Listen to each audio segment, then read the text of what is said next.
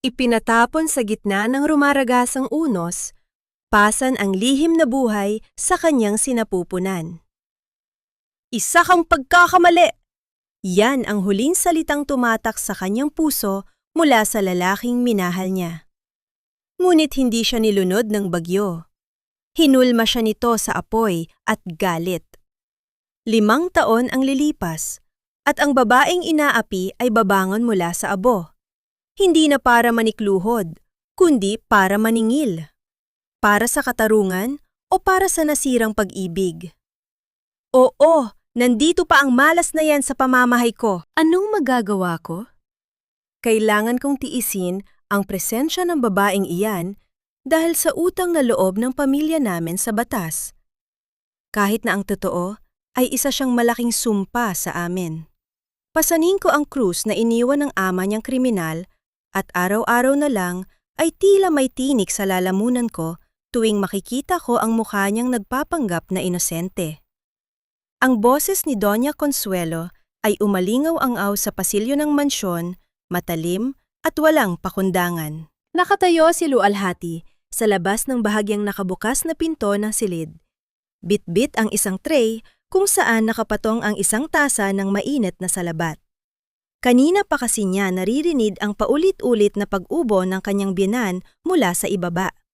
Kaya kahit pagod mula sa paglilinis ng buong bahay, ay nagawa pa rin niyang maghanda ng inumin para gumaan ang pakiramdam nito. Ngunit ang bawat salitang lumalabas sa bibig ni Doña Consuelo ay tila mga palasong may lason na tumatama sa kanyang dibdib. Dahan-dahang nang hina ang kanyang mga kamay. Ang init ng tasa na kanina ay nagbibigay ng pag-asa sa kanya na baka sa maliit na paraang ito ay mapalambot niya ang puso ng biyenan ay tila naging yelo na nagpamanhid sa kanyang buong katawan. Hindi na niya namalayang dahan-dahan ng kumiling ang tray.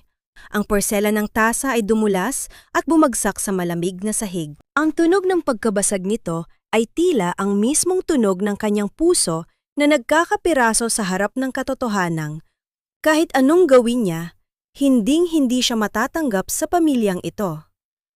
Ang mainit na likido ay tumalsik sa kanyang mga paa, ngunit wala siyang naramdamang hapdi. Mas masakit ang hapdi ng mga salitang malas at sumpa na paulit-ulit na ibinabato sa kanya. Sino yan? Lualhati, ikaw ba yan?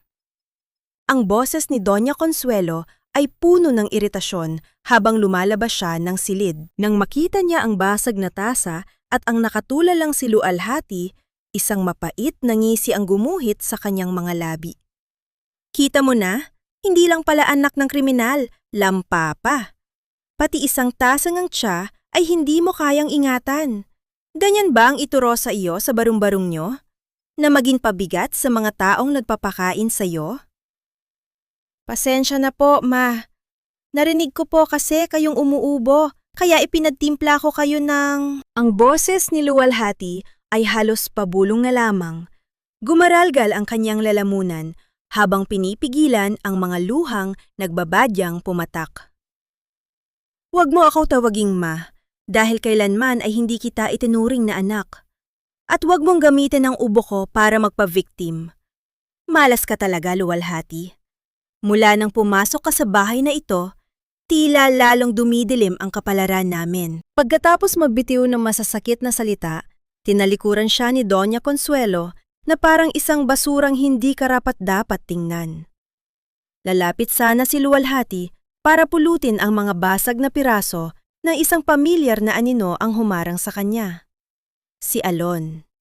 Nakatayo ang kanyang asawa sa dulo ng pasilyo, malamig ang mga mata at walang bakas ng emosyon habang tinitingnan ang nangyayari. Umasa si Lualhati ng kahit isang sulyap man lang ng pag-unawa o kahit isang kamay na tutulong sa kanya.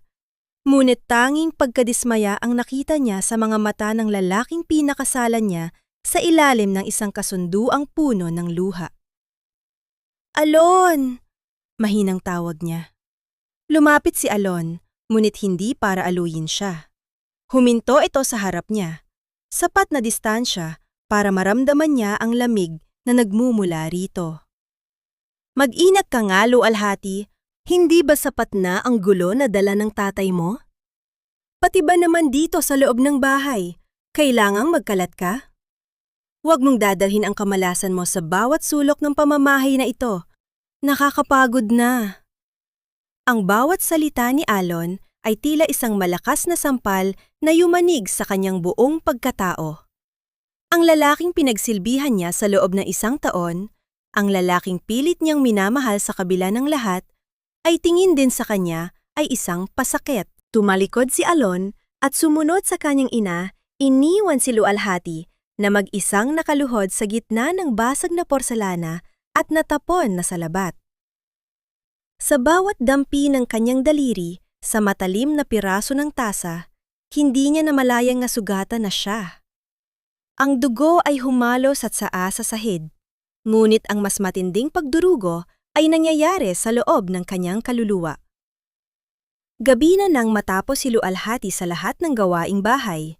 Ang katahimikan ng mansyon ay tila isang malaking kumot na sumasakal sa kanya. Pumasok siya sa loob ng banyo at isinara ang pinto. Nanginghinig ang kanyang mga kamay habang kinukuha ang isang maliit na bagay mula sa bulsa ng kanyang apron. Isang pregnancy test kit na binili niya kaninang umaga bago siya umuwi mula sa palengke.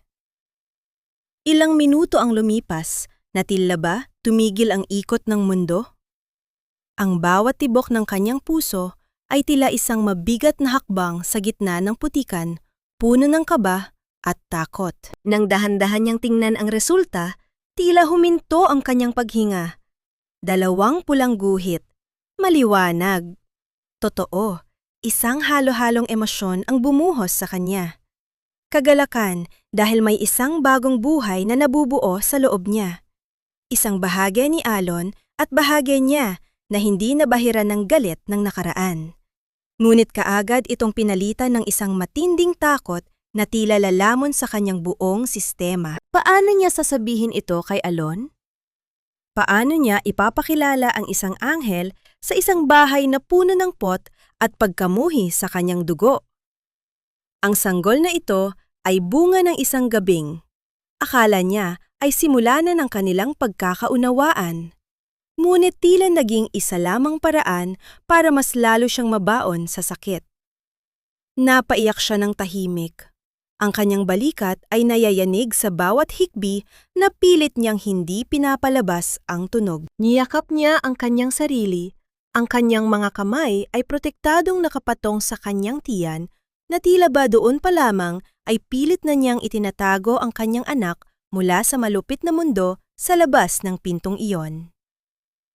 Anak, patawad. Bulong niya sa hangin. Patawad kung sa gitna ng unos ka darating. Biglang may kumatok ng malakas sa pinto ng banyo. Ang tunog ng pag-ikot ng hawakan ng pinto ay nagpatalon sa kanyang puso. Mabilis niyang pinunasan ang kanyang mga luha at itinago ang test kit sa pinakailalim ng isang maliit na cabinet sa ilalim ng lababo. Tinatakpan ito ng mga lumang tuwalya. Lualhati, anong ginagawa mo riyan sa loob? Bakit ang tagal mo? Ang boses ni Alon ay puno ng pagkainip mula sa labas. Binuksan ni Lualhati ang pinto, pilit na ibinabalik ang kanyang emosyon sa isang blankong ekspresyon, kahit na ang kanyang mga mata ay mapula pa rin at ang kanyang puso ay nagkakarera sa kaba. Nakatayo si Alon sa harap niya. Nakapamaywang at nakakunot ang noo. May problema ba? Tanong ni Alon. Ang kanyang paningin ay tila sumusuri sa bawat galaw ng asawa. Umiling si Lualhati, hindi makatingin ng diretsyo sa mga mata ni Alon. Wala, pagod lang ako. Tinitigan siya ni Alon ng ilang sandali. Isang tingin na tila may gustong sabihin, ngunit pinili na lamang na manahimik. Nilampasan siya nito para pumasok sa banyo. Ngunit bago pa man ito makapasok, ay huminto ito at lumingon muli sa kanya. Siguraduhin mo lang, ayaw ko ng mga lihim sa bahay na ito, Lualhati. Alam mo ang nangyayari sa mga taong nagsisinungaling sa akin? Naiwang nakatayo si Lualhati sa dilim ng kanilang silid. Ang lamig ng aircon ay tumatagos sa kanyang buto. Ang bawat salita ni Alon ay tila isang babala na nagpapabigat sa kanyang kalooban. Nakatayo siya doon, mag-isa at wasak, habang ang sikretong dala niya ay tila isang bumbang naghihintay na sumabog. Kaya ba niyang protektahan ang kanyang anak? O ang sanggol na ito ang magiging mitsa ng tuluyang pagguho ng kanyang buhay? Ang bawat patak ng hamog sa mga talulot ng mga orkidya ay tila mga luhang nagmula sa langit, malamig at tahimik. Sa madaling araw na yon, habang ang buong mansyon ay natutulog pa sa ilalim ng kumot ng karimlan, naroon na si Lualhati sa harden. Ang kanyang mga daliri na may mga sugat pa mula sa pagkabasag ng tasa kagabi ay dahan-dahang humahaplos sa mga dahon ng halaman. Ito ang paboritong sulok ng yumaong ina ni Alon, si Senyora Aurora. Simula nang pumasok si Lualhati sa pamamahay na ito, siya na ang naging tagapang-alaga ng munting paraisong ito na tila kinalimutan na ng lahat. Para kay Lualhati, ang mga orkidya ang kanyang mga piping saksi. Sa kanila niya ibinubulong ang mga panalangin hindi niya mailabas sa harap ng asawa. Sa kanila niya idinadaing ang bigat ng lihim na ngayon ay nananahan sa kanyang sinapupunan. Alam niyang kahit hindi siya nakikita ni Alon, ang kalusugan ng mga halamang ito ang tanging ugnayan niya sa puso ng lalaking tila naging bato na ang damdamin. Sa tuwing nakikita niyang nakumukadkad ang mga bulaklak, tila may munting tinig sa loob niya na nagsasabing baka, balang araw, ay ganito rin ang mangyari sa kanilang pagsasama. Ngunit ang katahimikan ng umaga ay nagambala ng marahang pagkaluskos ng mga tuyong dahon sa semento. Hindi yon ang mabigat na hakbang ni Alon, kundi ang marahan at maingat na kilos ni Manang Fe, ang matandang tagapangalaga ng mansyon. Ija, masyadong malamig ang simoy ng hangin. Para manatili ka rito nang walang balabal. Mahinang wika ni Manang Fe habang papalapit. May dala siyang isang maliit na mangkok ng mainit na sinigang na kinuha niya mula sa kusina bago pa magising ang lahat. Huwag mong hayaang matuyo ang iyong puso, at lalong huwag mong hayaang magutom ang iyong sarili. Napatingin si Lualhati sa matanda, at sa unang pagkakataon sa loob ng maraming linggo, nakaramdam siya ng tunay na init. Salamat po, Manang. Hindi lang po ako makatulog. Hinawakan ni Manang Fe ang kamay ni Lualhati at hinaplos ito ng may malasakit. Alam ko ang pinagdadaanan mo, Lualhati. Nakikita ng Diyos ang bawat sakripisyo mo para sa pamilyang ito. Huwag kang susuko, dahil ang mga bituin ay mas nagniningning sa pinakamadilim na gabi. Mula sa bulsa ng kanyang apron, kumuha si Manang Fe ng isang maliit na candy na nakabalot sa makintab na papel at lihim itong inilagay sa palad ni Lualhati. Para sa'yo, pampatamis ng buhay. Ngunit ang sandaling iyon ng kapayapaan ay tila isang bula na biglang pumutok nang marinig nila ang matalas na boses mula sa beranda. Naglalaro ka na naman ba ng senyora sa hardin ko, Lualhati? At ikaw naman, Fe, bakit mo inaaksaya ang oras mo sa pakikipagchismisan sa babaeng yan? Nakatayo roon si Doña Consuelo, nakasuot ng kanyang mamahaling robe, ang kanyang mga mata ay naniningkit sa galit. Fe, bumalik ka sa kusina. At ikaw, Lualhati, kung akala mo ay sapat na ang pagdidilig ng halaman para maging bahagi ka ng pamilyang ito, nagkakamali ka. Yumuko si Lualhati. Mabilis na ibinulsa ang kending ibinigay ni Manang Fe. Pasensya na po, Ma, Doña Consuelo. Tapos, na po akong madilig. Kung gayon, huwag kang tatayo lang dyan na parang estatwa. Pumunta ka sa bodega sa likod.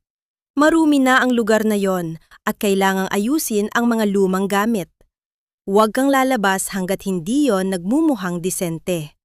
At huwag kang mangahas na humiinang tulong sa mga katulong. Gawin mo yan ng mag-isa. Utos ng biyenan bago ito tumalikod na may kasamang singhal. Ang bodega sa likod ng mansyon ay isang madilim at maalikabok na silid na puno ng mga alaala ng nakaraan. Sa bawat kahon na binubuksan ni Lualhati, tila bumabalik ang kasaysayan ng pamilya Alon, mga lumang libro, mga kagamitang hindi na ginagamit, at mga dokumentong tila ibinaon na sa limot. Habang naglilinis, ang kanyang mga kamay ay dumiit sa isang kahon na gawa sa nara. Maingat itong nakatago sa ilalim ng isang lumang kumot. Nang buksan niya ang kahon, tumambad sa kanya ang isang album ng mga larawan. Doon, nakita niya ang isang batang Alon na nakangiti. Isang ngiti na hindi pa kailanman nakita ni Luwalhati ng personal. Ngunit ang mas lalong nagpabigat sa kanyang kalooban ay ang sumunod na larawan. Isang dalagita na may napakagandang mukha na kayayakap sa braso ni Alon habang sila ay nasa dalampasigan. Sa likod ng larawan, may nakasulat na maikling mensahe. To my one and only, Alon. Forever, Marikit. Marikit. Ang pangalang iyon ay tila isang multo na laging bumubulong sa paligid ng mansyon. Alam ni Luwalhati na si Marikit ang babaeng unang minahal ni Alon bago nangyari ang trahedya sa kanilang pamilya. Habang tinititigan niya ang masayang mukha ng dalawa sa larawan, hindi niya mapigilang ikumpara ang sarili. Si Marikit ay maganda, mayaman, at higit sa lahat, minahal. Habang siya ay isa lamang biktima ng pagkakataon, isang asawang kailanman ay hindi naging asawa sa paningin ng lalaking pinakasalan niya. Nalunod si Luwalhati sa kanyang iniisip kaya hindi niya napansin ang pagdilim ng pintuan ng bodega. Isang malamig na hangin ang pumasok sa silid, bit-bit ang pamilyar na amoy ng pabango na tanging si Alon lang ang gumagamit. "Anong ginagawa mo rito?" Ang boses ni Alon ay tila isang talim na humiwa sa katahimikan ng bodega. Napatalon si Luwalhati sa gulat, muntik nang mabitawan ng album. "Alon, inutusan kasi ako ni Doña Consuelo na maglinis dito." Mabilis na lumapit si Alon. Ang kanyang mga mata ay nalilisik nang makita ang larawang hawak ni Luwalhati. Sa isang iglap, marahas niyang hinablot ang album mula sa mga kamay nito. Ang puwersa ng kanyang pagkakahawak ay nagpadama kay Luwalhati ng matinding takot. "Sino ang nagbigay sa iyo ng karapatan na pakialaman ang mga gamit ko? Sino ka sa akala mo para halukayin ang nakaraan ko?" Angil ni Alon. Ang kanyang boses ay puno ng pot, tila ba ang bawat salita ay isang parusa para kay Luwalhati. "Hindi ko naman sinasadya, Alon. Nakita ko lang ang kahon at..." "Wala kang karapatan!" Putol ni Alon sa kanya. Ang kanyang mga mata ay puno ng isang uri ng sakit na pilit niyang itinatago sa likod ng galit. "Ang bawat hawak mo sa mga bagay na ito ay tila ba dinudumihan mo ang mga alaala ko. Huwag mo nang uulitin ito, Luwalhati. Manatili ka sa kung saan ka nararapat, sa dilim, kung saan hindi kita kailangang makita." Tumalikod si Alon, dala ang album, at mabilis na lumabas ng bodega. Naiwan si Luwalhati sa gitna ng alikabok at dilim. Ang kanyang puso ay tila isang ibon na pilit kumakawala sa kanyang dibdib dahil sa kaba. Ang kinding ibinigay ni Manang Fe ay nananatiling nasa kanyang bulsa. Ngunit sa pagkakataong ito, kahit ang tamis nito ay hindi sapat para pawiin ang pait na nanunuot sa kanyang kaluluwa. Sa kanyang pag-iisa, dahan-dahang hinaplos ni Luwalhati ang kanyang tiyan.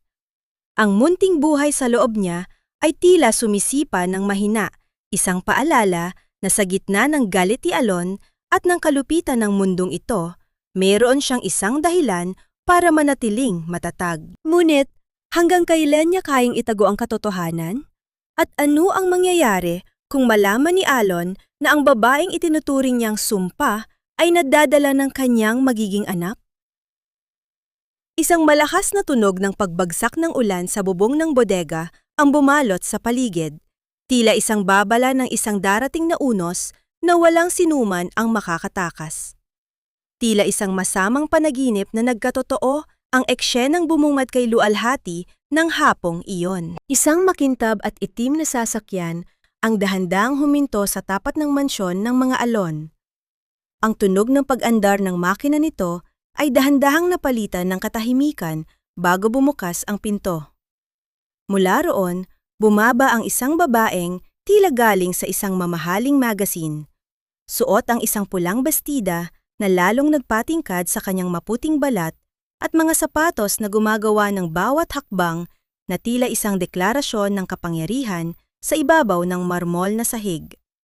Si Marikit, ang babaeng nasa larawang nahanap ni Luwalhati sa bodega. Ang babaeng naging dahilan ng mga gabing walang tulog ni Alon. Marikit! Oh, sa wakas ay narito ka na, iha! Ang boses ni Doña Consuelo ay punong-puno ng sigla. Isang tono na kailanman ay hindi narinig ni Luwalhati para sa kanya. Sinalubong ng matandang babae si Marikit ng isang mahigpit na yakap at halik sa pisingi. Tila ba isang tunay na anak ang dumating. I missed you, Tita Consuelo. At syempre, mas lalong na-miss ko ang mansyong ito. Malambing na sagot ni Marikit. Ang kanyang boses ay tila musika. Ngunit may kasamang kakaibang lamig na tanging, si Luwalhati lang ang nakaramdam. Lumingon si Marikit sa direksyon ni Luwalhati, na noon ay nakatayo sa gilid. Bit-bit ang isang basahan at balde mula sa paglilinis. At sino naman ang magandang katulong nga ito? Is she new here, tita? Tanong ni Marikit. Ang kanyang mga mata ay mapanuring tiningnan si Luwalhati mula ulo hanggang paa. Siya si Luwalhati. Ang asawa ni Alon. Matipid na sagot ni Doña Consuelo, tila nahihiya pang aminin ang katotohanan. Isang peking gulat ang gumuhit sa mukha ni Marikit. Lumapit siya kay Luwalhati. Bit-bit ang amoy ng mamahaling pabango na tila sumasakal sa simpleng amoy ng sabon na gamit ni Luwalhati. Oh, so you are Luwalhati. I've heard so much about you. Sana ay naalagaan mong mabuti si Alon habang wala ako. He's very fragile, you know. Minsan kasi, ang mga taong hindi naman talaga kabilang sa mundo natin ay hindi alam kung paano pahalagahan ang mga bagay na mayroon sila. Hindi nakasagot si Luwalhati. Ang bawat salita ni Marikit ay tila isang patalim na dahan-dahang ibinabaon sa kanyang danggal. Ngumiti lamang si Marikit at nilampasan siya para pumasok sa loob, tila ba isang reyna na muling nagbabalik sa kanyang kaharian. Sa hapunan, naging mas matindi ang pakiramdam ng pagiging estranyo ni Luwalhati sa sarili niyang tahanan. Nakaupo siya sa dulo ng mesa habang si Marikit ay nasa tabi ni Alon. Ang tawanan ni Doña Consuelo, Marikit at Alon ay tila isang pader na humaharang kay Luwalhati. Pinapanood niya kung paano magningning ang mga mata ni Alon habang nakikinig sa mga kwento ni Marikit tungkol sa buhay nito sa ibang bansa. Ito ang Alon na hindi niya kailanman nakasama. Isang Alon na marunong tumawa. Isang Alon na tila may buhay ang mga mata. By the way, Alon, seryosong sabi ni Marikit habang humihigop ng alak, I heard some rumors in the business circle. May nagsasabi na may naglalabas daw ng mga sikreto ng kumpanya nyo sa mga kalaban. It's alarming, don't you think? The timing is very suspicious. Kung kailan may mga bagong tao sa paligid mo, doon pa nangyayari ang mga ganitong bagay. Dahan-dahang tumingin si Alon kay Luwalhati. Ang kanyang mga mata ay muling naging malamig at puno ng pagduda. Alam ni Luwalhati ang ibig sabihin ng tingin na iyon. Siya ang tinutukoy ni Marikit. Siya ang bagong tao na pinaghihinalaan. Siguraduhin lang ng kung sino man ang gumagawa niyan na hindi ko siya mahuhuli. Malamig na banta ni Alon. Ang kanyang boses ay tila isang babala na nagpangatog sa tuhod ni Luwalhati. Dahil kapag napatunayan ko, hinding-hindi ko siya mapapatawad. Kahit sino pa siya. Of course, Alon. Integrity is everything. Dagdag ni Marikit na may mapait na ngisi habang nakatingin ng diretso kay Luwalhati. Pagkatapos ng hapunan, habang abala si Luwalhati sa pagliligpit ng mga pinagkainan, lumapit si Marikit na may hawak na baso ng red wine. Oh, Luwalhati, let me help you with that, sabi ni Marikit sa isang malakas na boses para marinig ni Alon na nasa di kalayuan. Ngunit bago pa man mahawakan ni Lualhati ang plato, hindi sinasadyang nabitawan ni Marikit ang baso ng alak.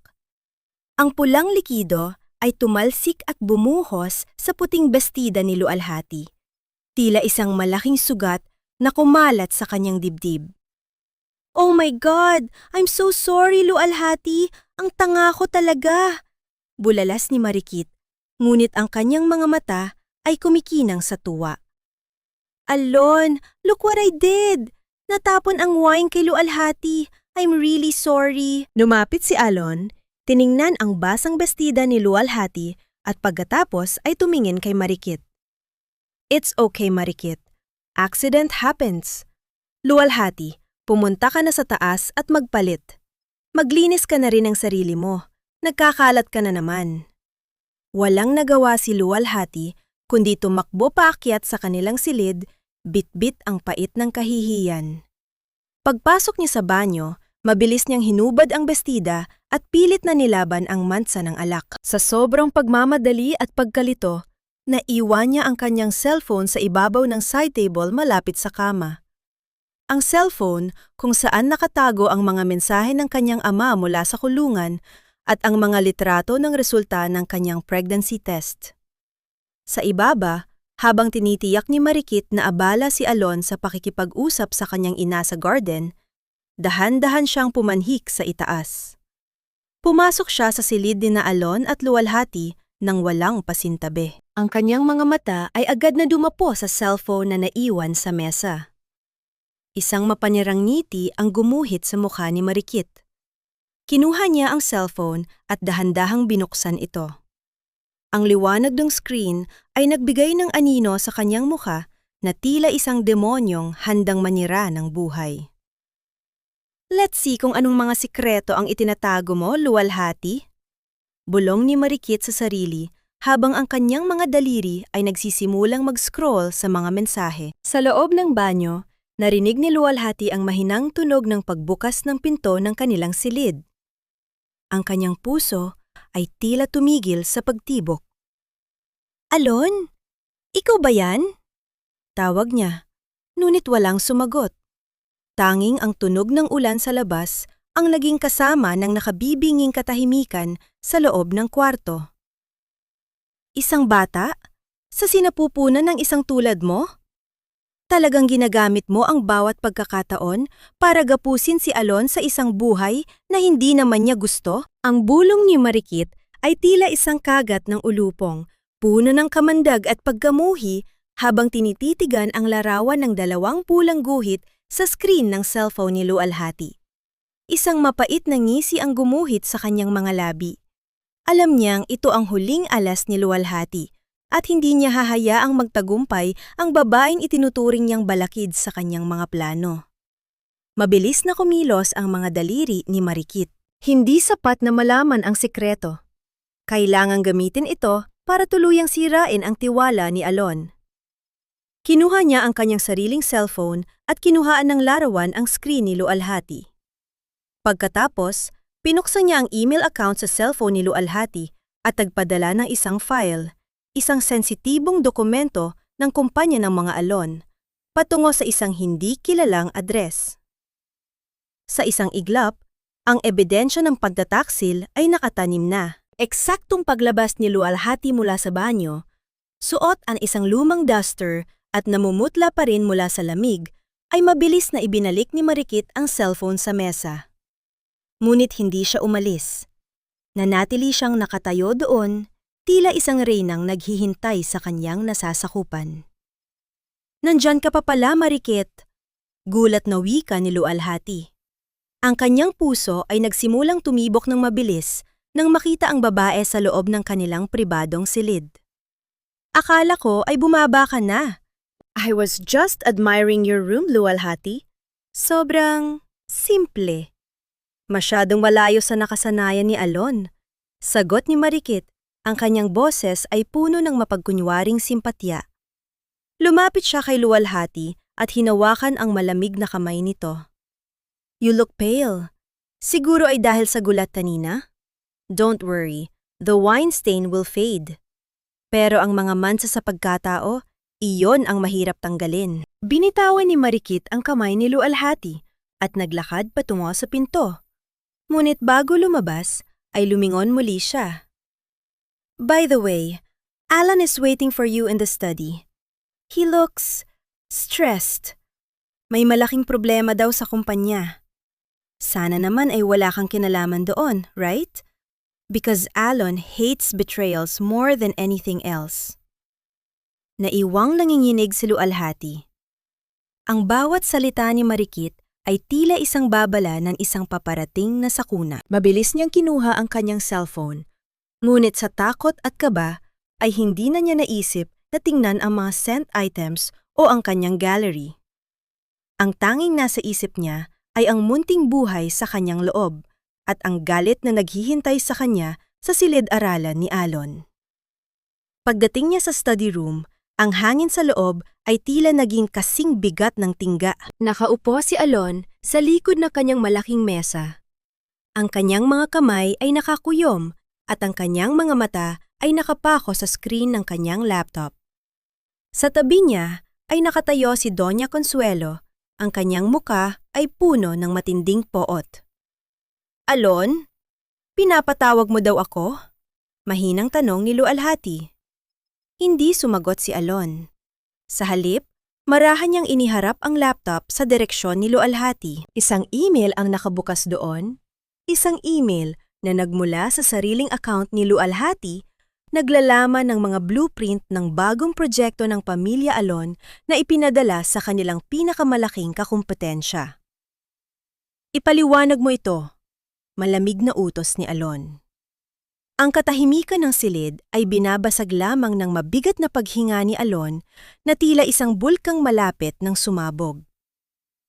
Hindi ko alam yan, Alon. Hindi ko alam kung paano napunta yan sa email ko. Hinding-hindi ko magagawa yan sa iyo. Mangiyak-ngiyak na depensa ni Lualhati. Ang kanyang buong katawan ay nayayanig sa tindi ng kawalang katarungan. Sinungaling! Sigaw ni Doña Consuelo. Ang kanyang boses ay tila isang kidlat na gumising sa buong mansyon. Kitang-kita na ang ebidensya, Lualhati. Tama nga si Marikit. Ikaw ang anay na sumisira sa pamilyang ito mula sa loob. Siguro ay utos ito ng tatay mong kriminal para tuluyan kaming pabagsakin. Hindi po totoo yan. Mahal ko si Alon. Mahal ko ang pamilyang ito. Pagsusumamo ni Lualhati, lumapit siya kay Alon at pilit na hinawakan ang braso nito. Alon, maniwala ka sa akin. Pakiusap, makinig ka. Marahas na iwinaksi ni Alon ang kamay ni Lualhati. Ang sakit na nakita ni Lualhati sa mga mata nito kanina sa bodega ay napalitan na ng isang purong pot. Isang pot na mas nakakatakot kaysa sa anumang pisikal na saktan. Mahal, ang pag-ibig mo ba ay may kasamang pananabutahe, Lualhati? Tanong ni Alon sa isang boses na tila nanggagaling sa kailaliman ng lupa. Akala ko, sa kabila ng lahat ng ginawa ng tatay mo, ay may natitira pang kabutihan sa iyo. Pero nagkamali ako. Isa kang malaking pagkakamali sa buhay ko. Alon, may sasabihin ako sa iyo. May dahilan kung bakit hindi ko magagawa yan. Dahan-dahang hinaplos ni Lualhati ang kanyang tiyan. Handa nang aminin ang lahat para lamang mapatunayan ang kanyang katapatan. Alon, buntis ako. Magkakaanak tayo. Tumigil ang mundo sa loob ng silid. Tumingin si Alon sa tiyan ni Lualhati. Pagkatapos ay muling bumalik ang kanyang paningin sa email sa laptop. Isang mapait na tawa ang kumawala sa kanyang mga labi. Isang tawa na walang halong saya, kundi puno ng pangungutya. Buntis? At sa tingin mo ba ay maniniwala ako na sa akin ang batang yan? Asik ni Alon. Ang bawat salita ay tila isang lason na direktang tumatama sa puso ni Lualhati. O baka naman ito ang huling baraha mo para hindi kita palayasin? Para manatili ka rito at ituloy ang pagiging espiya mo? Alon! Sigaw ni Lualhati. Ang kanyang boses ay puno ng matinding pait. Paano mo nagagawang sabihin yan? Ikaw lang ang lalaking nakasama ko. Lumayas ka, mahinang sabi ni Alon, ngunit ang autoridad sa kanyang boses ay hindi matatawaran. Lumayas ka bago ko makalimutan na babae ka, at baka kung ano pa ang magawa ko sa iyo. Ayaw nakitang makita sa pamamahay na ito, na yon din. Alon, pakiusap, gabi na, at malakas ang ulan sa labas. Pagsusumamo ni Luwalhati habang naririnig ang malakas na paghampas ng hangin at ulan sa mga bintana ng silid-aralan. Hindi mo ba narinig ang anak ko? Lumayas ka, dagdag ni Doña Consuelo habang itinutulak si Luwalhati patungo sa pinto. Ipakulong mo na rin ang sarili mo kasama ng tatay mo dahil doon kayo nababagay sa kulungan ng mga traidor. Nagtatatakbo si Luwalhati palabas ng mansyon, bitbit lamang ang kanyang basang cellphone at ang munting buhay sa kanyang sinapupunan. Ang bawat patak ng ulan ay tila mga latigo na humahampas sa kanyang balat. Ngunit ang mas matinding hapdi ay ang mga salitang iniwan ni Alon sa kanyang puso. Sa gitna ng rumaragasang unos, tumayo si Luwalhati sa harap ng gate ng mansyong minsang itinuring niyang tahanan. Ang kidlat ay gumuhit sa madilim na langit. Nagbibigay ng panandaliang liwanag sa kanyang basang mukha na puno ng luha. Balang araw, Alon, balang araw, malalaman mo ang katotohanan. Bulong niya sa hangin, habang ang kanyang mga kamay ay protektadong nakayakap sa kanyang tiyan. At sa araw na iyon, hinding-hindi na ako ang babaeng inapi mo. Sa dikalayuan, isang pares ng mga ilaw ng sasakyan ang dahan-dahang lumalapit sa kanya sa gitna ng madilim at baha na kalsada. Isang sasakyang tila naghihintay sa kanyang pagbagsak o baka naman sa kanyang muling pagbangon. Ang bawat patak ng ulan ay tila mga karayom na tumutusok sa balat ni Luwalhati, malamig at malupit.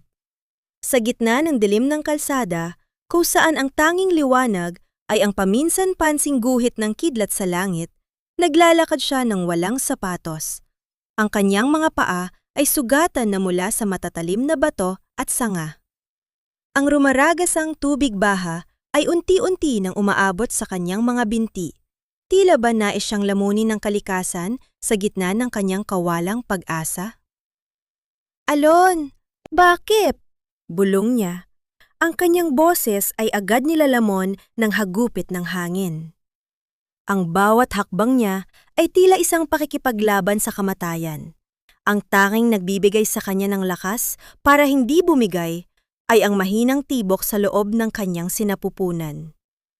Niyakap niya ang kanyang tiyan, pilit na ibinibigay ang natitirang init ng kanyang katawan sa kanyang anak. Huwag ka mag-alala, anak. Hindi ka iiwan ni nanay. Kahit itapon tayo ng buong mundo, magkasama tayo. Sa kabilang dako, sa loob ng mainit at marangyang mansyon ng mga Alon, nakaupo si Alon sa harap ng kanyang bar. May hawak na baso ng alak. Ang katahimikan ng bahay ay tila sumasakal sa kanya. Sa kabila ng galit na naramdaman niya kanina, may isang bahagi ng kanyang puso na tila binubulungan ng pagdududa. Pinagmamasdan niya ang ulan sa labas ng bintana at sa bawat pagkulog, tila naririnig niya ang pagsusumamo ni Luwalhati. You did the right thing, Alon, ani Doña Consuelo habang dahan-dahang lumalapit sa kanyang anak.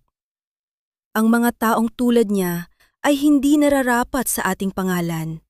Bukas na bukas din, itutuloy natin ang pagsasampa ng kaso laban sa kanya. Hindi sumagot si Alon.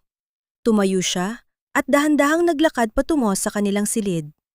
Ang silid na ngayon ay tila kasing lamig ng isang libingan. Bubuksan na sana niya ang kabinet para kumuha ng pamalit na damit na may mahulog na isang maliit na bagay mula sa pinakailalim na bahagi ng kabinet sa gitna ng mga lumang tuwalya. Isang pregnancy test kit. 2 pulang guhit. Tila tumigil ang pag-ikot ng mundo ni Alon. Ang baso sa kanyang kamay ay dahan-dahang dumulas at bumagsak sa alpombra Ang natirang alak ay kumalat na tila dugo. Nanginginig ang kanyang mga kamay habang pinupulot ang maliit na plastik. Sa likod nito, may isang maliit na papel na nakadikit. May sulat kamay ni Lualhati. Para sa ating bagong simula, Alon, mahal na mahal ko kayo. Isang matinding pagsisisi ang biglang sumabog sa dibdib ni Alon. Isang hapdi na mas matindi pa sa anumang galit. Anong nagawa ko? Bulong niya. Ang kanyang boses ay gumaralgal. Lualhati! Samantala, sa gitna ng unos, narating ni Lualhati ang isang tulay. Ang tubig sa ilalim ay kumukulo sa tindi ng agos. Biglang naramdaman ni Lualhati ang pagyanig ng lupa sa kanyang paanan. Isang landslide ang dahan-dahang bumubagsak mula sa gilid ng bundok. Sa isang iglap, isang malaking bulto ng putik at bato ang humampas sa direksyon ng kalsada. Nasilaw si Lualhati sa isang pares ng mga ilaw ng sasakyan na biglang lumitaw sa kabilang dulo ng tulay. Isang itim na SUV ang pilit na humihinto. Ang mga gulong nito ay nagiinit sa basang semento. Ngunit bago pa man makalapit ang sasakyan, ang bahagi ng kalsadang kinatatayuan ni Lualhati ay tuluyan ng bumigay. Isang malakas na tunog ng pagguho ng lupa ang umalingaw-ngaw, kasunod ang katahimikan ng gabi. Ang katawan ni Lualhati ay tinangay ng rumaragasang tubig pababa sa bangin. Sa huling sandali, bago siya tuluyang mawala ng malay, ang tanging nagawa niya ay ang protektahan ang kanyang tiyan gamit ang kanyang mga bisig. Ang pintuan ng itim na SUV ay bumukas. Isang babaeng may edad na ngunit may bakas ng awtoridad at yaman, si Senyora Isabela, ay mabilis na bumaba sa kabila ng panganib. May tao roon! Hanapin niyo siya! Bilisan niyo! Utos niya sa kanyang mga tauhan habang itinuturo ang bahagi ng bangin kung saan nahulog si Lualhati. Kinabukasan, ang balita tungkol sa isang malubhang aksidente sa gitna ng Bago ay kumalat sa buong bayan. Isang sasakyan ang natagpuang wasak sa ilalim ng bangin at isang piraso ng pamilyar na tela, ang pulang balaban ni Lualhati, ang natagpuang nakasabit sa isang sanga sa gilid ng ilog, puno ng putik at dugo. Sa mansyon ng mga Alon, nakaluhod si Alon sa harap ng gate, hawak ang basang balabal na dinala ng mga awtoridad. Ang kanyang mga iyak ay tila isang ungol ng isang nasugatang hayop. Patawad, Lualhati! Patawad! Sigaw niya sa kawalan, ngunit tanging ang mahinang ambon na lamang ang sumasagot sa kanya. Ngunit malayo sa ingay ng pamilya Alon, sa loob na isang pribado at tahimik na kwarto sa isang lihim na mansyon sa labas ng lungsod, dahan-dahang imulat ng isang babae ang kanyang mga mata. Ang kanyang buong katawan ay nakabalot sa mga bendahe at ang kanyang muka ay tila isang canvas ng sakit at hirap. Nakatayo sa tabi ng kanyang kama si Senyora Isabela, pinagmamasdan ang kanyang bawat paggalaw. Gising ka na, iha, mahinang sabi ng matanda. Huwag kang matakot, ligtas ka na, at ang iyong anak, himala siyang nakaligtas. Isang luhang puno ng pait at determinasyon ang dahan-dahang gumulong mula sa mga mata ng babaeng nasa kama. Hindi na siya ang Lualhati na mahina at inapi. Ang apoy sa loob ng kanyang mga mata ay tila nagpapahiwatig ng isang bagong pagkatao. Sino po kayo?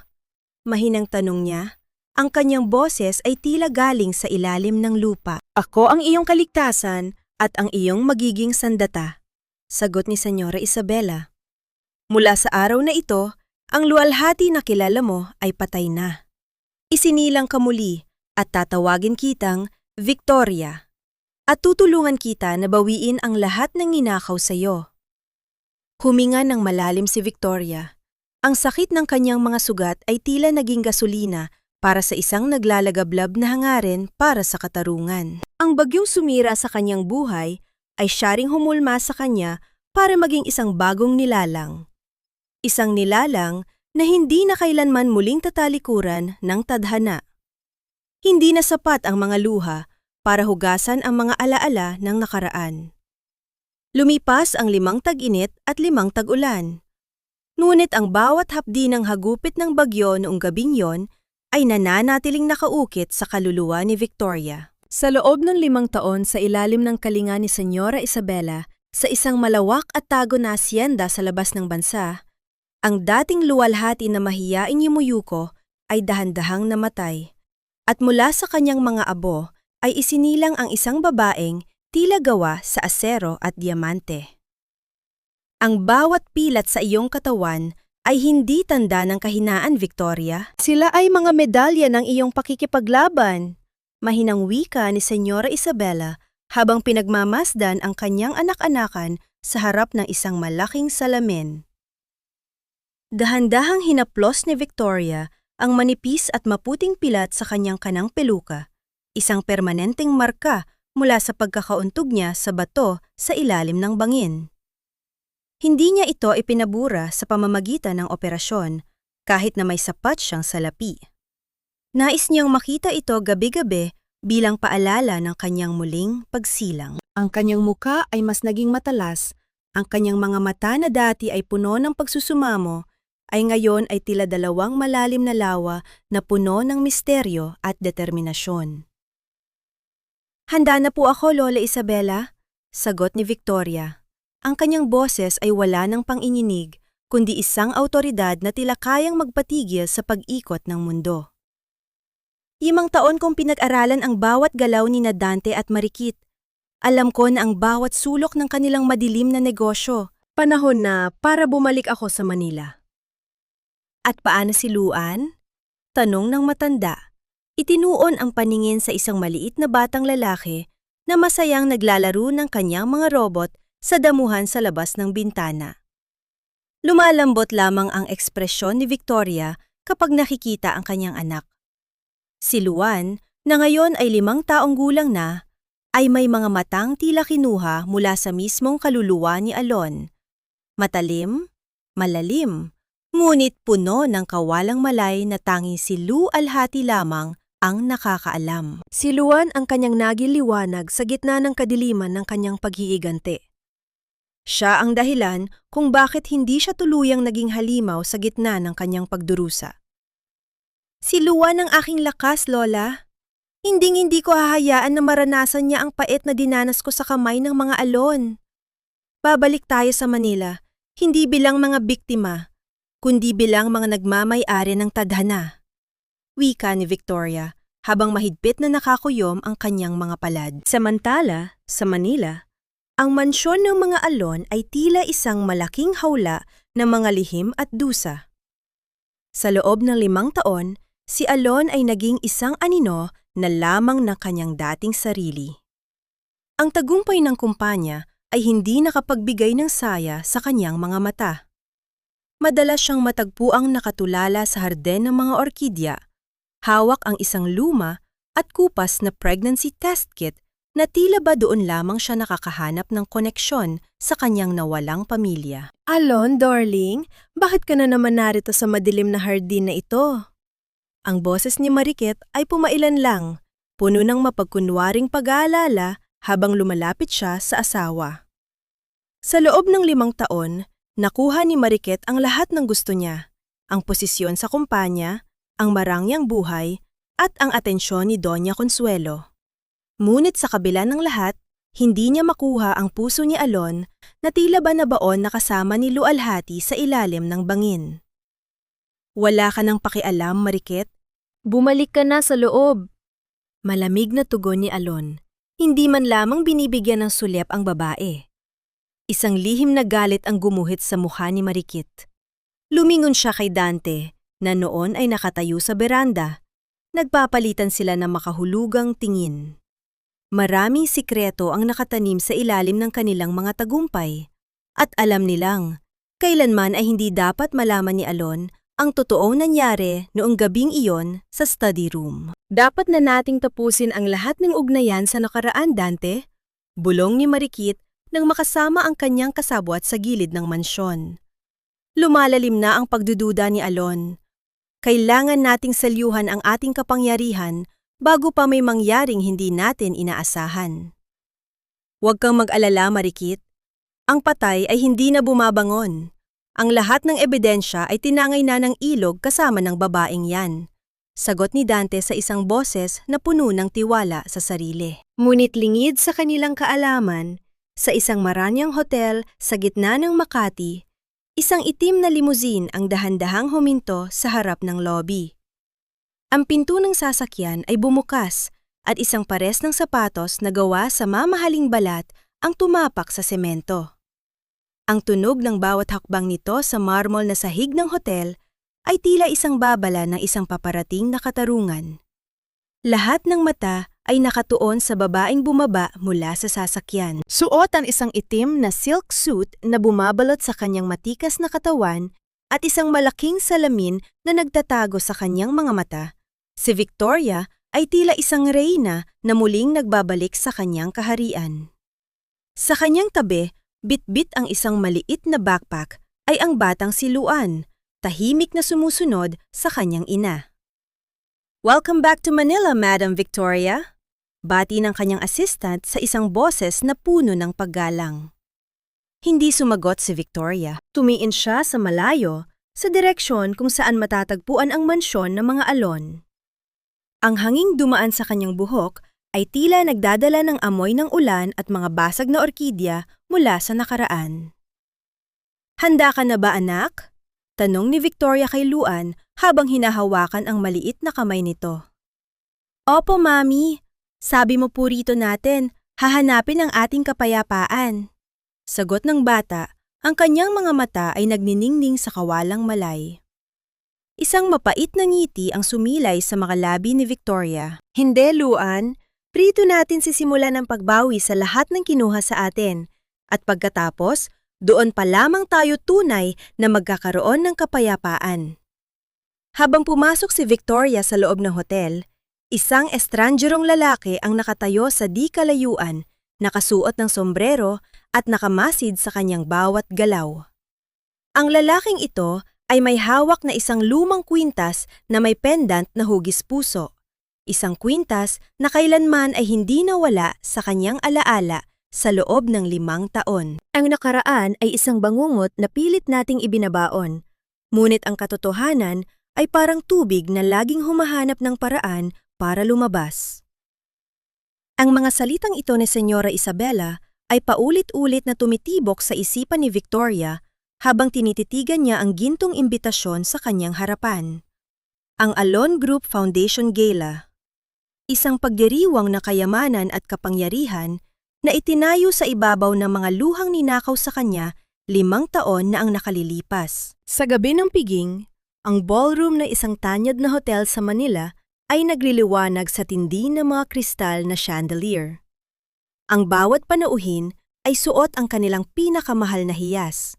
Ngunit sa gitna ng karanyaan, si Marikit ang tila reyna ng gabi.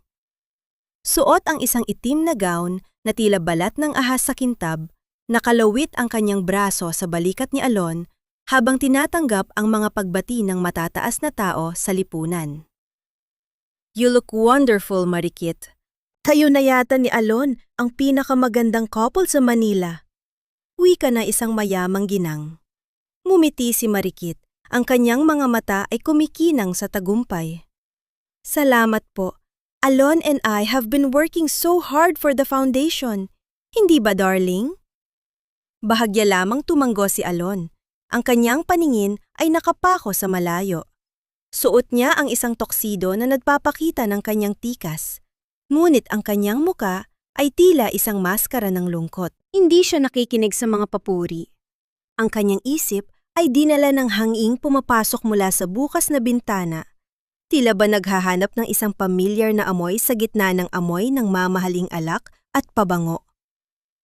Biglang natahimik ang buong bulwagan nang bumukas ang malaking pinto. Ang tunog ng pag-uusap ay dahan-dahang napalitan ng mga bulungan ng pagkamangha. Pumasok ang isang babaeng, tila nagbula sa isang panaginip o isang sumpa. Suot ni Victoria ang isang puting-puting gown na tila ulap sa lambot. Ngunit ang kanyang tindig ay tila isang reynang handang makidigma. Ang pilat sa kanyang peluka ay bahagyang natatakpan ng kanyang buhok, ngunit ang kanyang mga mata ay malayang naglalabas ng isang liwanag na hindi kayang tapatan ng anumang hiyas sa silid. Sino siya? Bulong ng mga tao. Iyon ba ang bagong investor mula sa Europe? Si Madame Victoria? Laramdaman ni Alon ang isang kakaibang panghinginig sa kanyang dibdib. Ang bawat hakbang ng babaeng papalapit sa kanilang direksyon ay tila isang pintig ng kanyang sariling puso. May kung anong pamilyar sa bawat galaw nito, sa bawat kislap ng mga mata nito na tila ba nakita na niya sa isang nakaraang buhay. Huminto si Victoria sa harap ni Alon at Marikit. Isang mapait na ngiti ang gumuhit sa kanyang mga labi habang tinititigan ang babaeng naging dahilan ng kanyang paghihirap. Good evening, Mr. and Mrs. Alon, bati ni Victoria. Ang kanyang boses ay tila isang pelus na may nakatagong patalim. I am Victoria, ang bagong chairman ng Isabella Holdings. Nabalitaan ko ang inyong foundation at nais kong makita ng personal ang inyong integridad. Napatitig si Marikit kay Victoria. May kung anong takot ang biglang sumibol sa kanyang puso nang makita ang mga mata ng babaeng ito. Welcome, Madam Victoria. Isang karangalan na makasama kayo rito. I hope you find our projects impressive. Impression is easy to fake, Mrs. Alon. Sagot ni Victoria, hindi inaalis ang tingin kay Alon. But the foundation of a building or a family, iyon ang mahirap itago kapag ito ay bulok mula sa loob. Napakunot ang noo ni Alon. Madam Victoria, parang may kung anong pait sa inyong mga salita. Have we met before? Huminga ng malalim si Victoria. Ang amoy ng pabango ni Alon ay nadala sa kanya, pabalik sa gabi ng bagyo, sa gabi ng kanyang pagkawasak. Ngunit sa pagkakataong ito, hindi na siya ang biktima. Marahil sa aking mga panaginip, Mr. Alon, o baka naman sa inyong mga bangungot. Bago pa makasagot si Alon, dahan-dahang lumapit ang assistant ni Victoria, bitbit ang batang si Luan. Ang bata ay suot ang isang maliit na tuksido, ang kanyang buhok ay maayos na nakasuklay, at ang kanyang mga mata ay nagniningning habang tinitingnan ang paligid. Mommy, can we go home now? I'm tired. Mahinang sabi ni Luan habang hinahawakan ang kamay ni Victoria. Tila tumigil ang mundo ni Alon nang makita ang bata. Ang mga mata ni Luan, ang hugis ng kanyang ilong, ang bawat kanto ng kanyang muka ay tila isang salaming ang sariling muka ni Alon noong siya ay bata pa. Isang matinding kaba ang bumalot sa kanya, isang pakiramdam na tila may isang malaking katotohanang dahan-dahang lumilitaw mula sa dilim. Sino ang batang ito? Tanong ni Alon. Ang kanyang boses ay nanginghinig sa hindi maipaliwanag na emosyon. Hinaplos ni Victoria ang buhok ng kanyang anak. Ang kanyang mga mata ay nanatiling nakatitig ng matalas kay Alon. Ito ang aking anak, si Luan. Siya ang aking buhay, at ang dahilan kung bakit ako narito ngayon. Napansin ni Marikit ang tensyon sa pagitan ni Alon at ng bata. Isang matinding selos at takot ang bumalot sa kanya. What a charming child! But Alon, darling, kailangan na nating simulan ang programa. Tita Consuelo is waiting for us on the stage. Hilahin man siya ni Marikit, hindi maialis ni Alon ang kanyang paningin kay Luan. Ang bawat tibok ng kanyang puso ay tila sumisigaw ng isang pangalan. Isang pangalang pilit niyang kinalimutan, ngunit kailanman ay hindi nawala.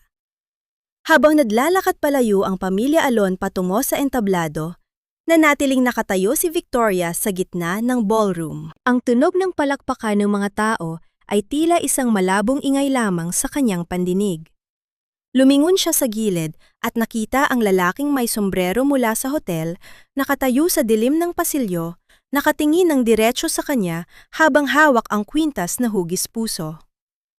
Isang lihim na mensahe ang dahan-dahang, dumaan sa pagitan ng kanilang mga mata. Ang tunay na laban ay nagsisimula pa lamang at ang bawat hiyas sa ballroom na yon ay hindi sapat para itago ang dugong malapit nang dumanak mula sa mga lihim ng nakaraan. Hindi maaaring magkamali ang mga mata.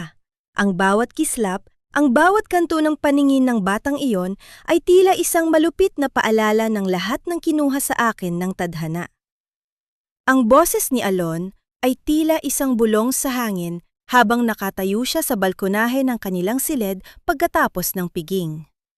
Ang malamig na simoy ng hangin sa gabi ay hindi sapat para pawiin ang naglalagablab na katanungan sa kanyang isipan. Hawak niya ang baso ng alak, ngunit ang kanyang paningin ay nakapako sa kawalan. Tila hinahanap ang anino ng batang siluan sa bawat sulok ng kadiliman. Darling, bakit ka pa ba nag-iisip ng malalim tungkol sa batang yon? It's just a coincidence, Alon. Maraming bata ang magkakahawig sa mundo, ani Marikit, habang dahan-dahang lumalapit. Ang kanyang mga kamay ay pilit na humahaplos sa likod ni Alon. Ang kanyang boses ay puno ng tamis, ngunit ang kanyang puso ay nanginginig sa takot na baka tuluyang mabuksan ang pintuan ng nakaraan na pilit niyang isinara. Hindi yun basta pagkakahawig, Marikit. Ramdam ko sa dugo ko. May kung anong koneksyon na hindi ko maipaliwanag. Sagot ni Alon, marahas na iwinaksi ang kamay ng asawa. At si Victoria, ang kanyang boses, ang kanyang tindig. Tila ba nakita ko na siya sa isang buhay na matagal ko nang ibinaon? Sa kabilang dako, sa loob ng marangyang hotel suite ni Victoria, ang kapaligiran ay tahimik at payapa. Nakaupo si Victoria sa tabi ng kama ni Luan. Pinagmamasdan ang mahimbing na tulog ng kanyang anak. Ang bawat paghinga ng bata ay tila isang awit ng tagumpay para sa kanya. Dahan-dahan niyang inayos ang kumot ni Luan. Ang kanyang mga daliri ay marahang humahaplos sa noo ng bata. Hinding-hindi ka na nila masasaktan, anak. Isinusumpa ko yan sa harap ng langit. Bulong ni Victoria. Ang kanyang muka ay wala ng bakas ng pagiging matigas na chairman ng Isabella Holdings. Sa sandaling iyon, siya ay isa lamang ina na handang ialay ang lahat para sa kanyang supling.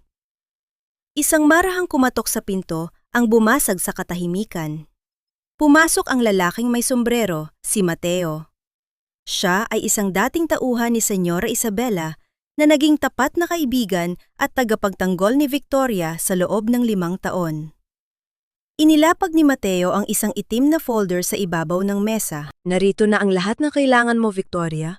Ang mga dokumento ng kumpanya ni Dante mula sa 5 taon na ang nakalilipas. May mga butas sa kanilang insurance claims noong nasunog ang bodega ng mga Alon. Wika ni Mateo sa isang boses na puno ng determinasyon. Kinuha ni Victoria ang folder. Ang kanyang mga mata ay naniningkit sa bawat pahinang binabasa. Sabi ko na nga ba, hindi aksidente ang sunog na yon. Si Dante ang nagmando sa lahat at si Marikit ang nagbigay ng hudyat. Vinamimit nila ang aking ama bilang pain para mapagtakpan ang sarili nilang kasakiman. Ano ang susunod mong plano? Tanong ni Mateo. Sisiguraduhin kong malalaman ni Alon ang lahat. Nais kong makita ang kanyang muka kapag nalaman niyang ang mga taong pinagkatiwalaan niya ang pumatay sa kanyang pamilya at sa babaeng itinapo niya sa bangin. Sagot ni Victoria. Ang kanyang boses ay tila isang matalim na kutsilyo. Kinaumagahan, isang malaking balita ang ngiyanig ang mundo ng negosyo sa Manila. Ang Isabella Holdings ay nagpahayag ng kanilang intensyon na bilhin ang lahat ng shares ng mga kalaban ng Alon Group at balak nilang maglunsad na isang panibagong proyektong mas malaki pa sa itinatayo ni Alon. Ito ay isang direktang hamon sa kapangyarihan ng pamilya Alon. Dahil sa kaba at galit, hindi na nakapaghintay si Alon. Pinuntahan niya si Victoria sa kanyang opisina nang walang abiso. Ang bawat hakbang niya sa lobby ng Isabella Holdings ay tila isang paghahanda para sa isang malaking labanan. Madam Victoria, nasa labas po si Mr. Alon. Nais po kayong makausap. Anunsyo ng assistant. Papasukin siya. Maikling tugon ni Victoria. Ang kanyang labi ay gumuhit ng isang mapait na ngiti. Pagpasok ni Alon, ang dalawa ay nagpalitan ng matitinding tingin. Ang hangin sa loob ng opisina ay tila naging kasing init ng apoy. Anong ibig sabihin nito, Victoria? Bakit mo binabangga ang kumpanya ko? Ano ba ang kailangan mo sa amin? Sigaw ni Alon. Tumayo si Victoria, dahan-dahang lumapit sa bintana na nakaharap sa buong lungsod. Kailangan? Wala akong kailangan mula sa iyo, Mr. Alon. Nais ko lamang ipakita sa iyo kung gaano kadaling gumuho ang isang imperyo kapag ito ay nakatayo sa ibabaw ng kasinungalingan. Hinarap ni Victoria si Alon at sa unang pagkakataon, hindi siya umiwas sa tingin nito. Nais kong malaman mo, Alon, na ang bawat luha na pumatak mula sa mga mata ng mga inapi mo ay babalik sa iyo bilang isang baha na lalamon sa iyong buong pagkatao. At ang batang nakita mo kagabi? Huwag mo siyang hahanapin dahil wala kang puwang sa buhay niya. Sino ka ba talaga? Tanong ni Alon, ang kanyang boses ay halos pabulong na lamang sa tindi ng emosyon. Lumapit siya kay Victoria at sa isang hindi inaasahang pagkakataon, nakita niya ang isang maliit na kwintas na hugis puso na nakapatong sa ibabaw ng mesa ni Victoria. Isang kwintas na ibinigay niya kay Lualhati noong kanilang anibersaryo. Nanghinginig ang kamay ni Alon habang inaabot ang kwintas. Saan mo nakuha ito? Ito ay kay Lualhati. Paanong napunta ito sa iyo? Isang malakas na tunog ng pagbukas ng pinto ang bumasag sa tensyon. Pumasok si Marikit, ang kanyang muka ay namumutla sa galit at takot. Alon! Anong ginagawa mo rito? Don't listen to her. Sinisiraan niya lang tayo. Ngunit hindi na nakikinig si Alon kay Marikit. Ang kanyang paningin ay nananatiling nakapako sa kwintas at sa mga mata ni Victoria. Victoria o Lualhati? Isang nakatutulig na katahimikan ang bumalot sa silid. Sa labas, ang langit ay nagsisimulang dumilim, tila nagbabadya ng isang panibagong unos na mas malakas pa sa huli. Ang bawat pintig ng puso sa loob ng opisinang iyon ay tila isang orasan na nagbibilang para sa katotohanang hindi na kayang itago. Isa lang yung peking alahas, Alon. Huwag kang magpaloko sa babaeng ito na desperadong makuha ang atensyon mo. Ang boses ni Marikit ay matinis at puno ng pang-inig, isang tunog na tila nagmumula sa isang taong nalulunod sa sariling kasinungalingan. Mabilis siyang lumapit at tinangkang hablutin ang kwintas mula sa kamay ni Alon. Ngunit bago pa man dumapo ang kanyang mga daliri, isang matigas na kamay ang humarang sa kanya, si Victoria. Hindi siya kumilos ng marahas, ngunit ang higpit ng kanyang pagkakahawak sa braso ni Marikit ay sapat na upang mapatigil ito. Ang kanilang mga mata ay nagtagpo. Ang isa ay puno ng nanlilisik na takot, at ang isa naman ay tila isang malalim at malamig na balon ng katarungan. Ang katotohanan ay hindi kailanman nagiging peke, Marikit. Tulad ng dugong dumanak sa kalsada noon gabing yon, ang kwintas na ito ay saksi sa bawat luhang binalawala ng pamilyang ito, mahinang wika ni Victoria. Ang kanyang boses ay kalmado, ngunit bawat salita ay tila isang mabigat na hampas ng maso sa dibdib ni Alon. Binitawan ni Victoria ang braso ni Marikit at tumingin kay Alon. Nakatayo ang lalaki sa gitna ng silid, ang kanyang muka ay kasing puti ng papel. Ang kanyang mga kamay, na dati ay matikas na humahawak sa timon ng kanilang imperyo, ay nanginginig habang hinahaplos ang pendant na hugis puso. Ang bawat kanto ng alahas na yon ay tila isang pintuan na nabubukas sa mga alaalang pilit niyang pinatay. Ang amoy ng ulan, ang huling sulyap ni Lualhati na puno ng pait, at ang malamig na pakiramdam ng basang balabal, lahat ay bumalik ng sabay-sabay. Saan mo ito nakuha? Tanong ni Alon. Ang kanyang boses ay halos isang pabulong na lamang, tila nauubusan ng hininga.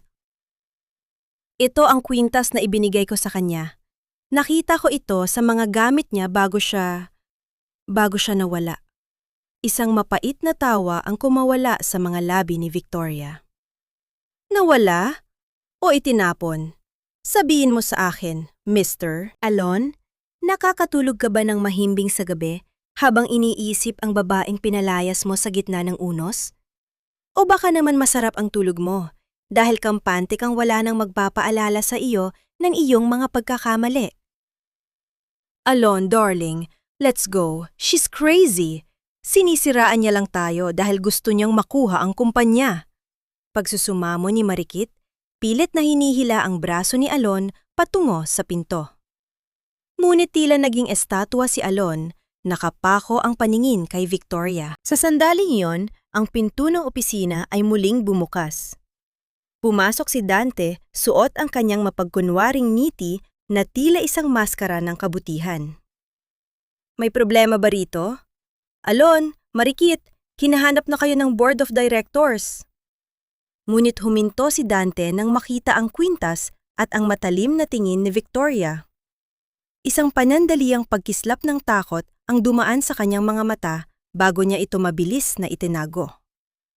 Oh, Madam Victoria, it seems you have something that belongs to the Alon family. Wika ni Dante, pilit na pinapanatili ang kanyang otoridad. Hinarap ni Victoria si Dante.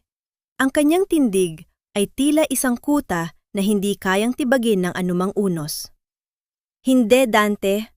Maraming bagay ang pag-aari ng mga Alon na hindi nararapat sa kanila. At may mga bagay na pag-aari ko na kinuha nyo nang walang pahintulot. Tulad ng katarungan para sa aking ama. Tulad ng buhay na muntik nang mawala dahil sa inyong kasakiman. Ano ang ibig mong sabihin? Tanong ni Alon, dahan-dahang inilalayo ang kanyang sarili kay Marikit. Ang tinik ng pagdududa sa kanyang puso ay nagsisimula ng bumitak sa kanyang buong sistema. Kinuha ni Victoria ang isang itim na folder mula sa kanyang mesa at marahas itong inilapag sa harap ni Alon. Ang tunog ng pagtama ng folder sa kahoy ay tila isang hatol ng hukom sa isang tahimik na silid. Basahin mo yan, Alon. Basahin mo ang mga ulat ng bumbero na binayaran ni Dante para manahimik. Basahin mo ang mga insurance claims na ginawa ni Marikit sa likod mo habang naglulusa ka. At pagkatapos, sabihin mo sa akin kung sino talaga ang traidor sa bahay na ito. Anunsyo ni Victoria. Nanginginig na binuksan ni Alon ang folder. Sa bawat pahinang binabasa niya, tila isang bahagi ng kanyang mundo ang guguho. Nakita niya ang mga pirma, ang mga petsa, at ang mga transaksyong hindi niya kailanman alam. Ang bawat dokumento ay tila isang piraso ng puzzle na bumubuo sa larawan na isang malaking kataksilan. Dante, Marikit!